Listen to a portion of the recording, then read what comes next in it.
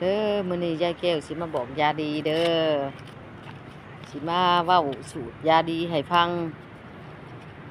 ใครน้อฮู้จักชื่อยาอันนี้ชื่อกกอันนี้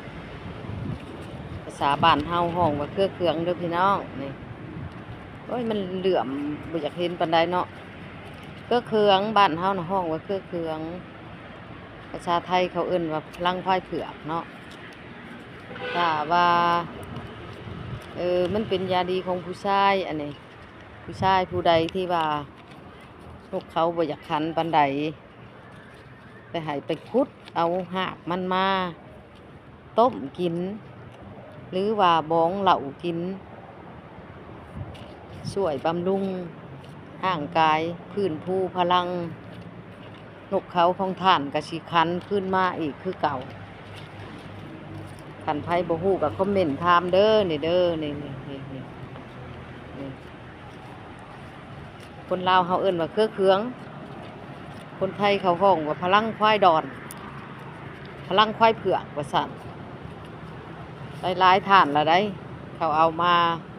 ต้มกินก็ได้ผลอยู่อันนี้นี่สิมาบอกให้พี่น้องฮู้เนาะถ้าว่าผู้ใดบ่ฮู้ก็สิมาแบ่งปันความฮู้สิมาบอกยาดีให้เอามานำใช้ลองเบิ่งเพื่อได้ผลแต่ว่าเขาผู้กินผ่านมาน่ะได้ผลแล้วก็สิมาบอกต่อสู่พี่น้องพังคันถือผู้ใดว่านกเขาบ่อยากคันหั่นนะแล้วให้ไปหามาต้มกินโลดหรือว่าบ้องเหล้ากินก็ได้เด้อพี่น้องอันนี้คือยาดีมาแต่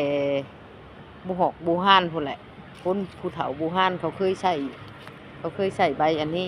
บ่แม่นใช้ใบได้ใช้หักของมันขอโทษเว้าผิด พุดเอาหักมันมาต้มกินหรือว่าบ้องเหล้ากินก็ได้ผล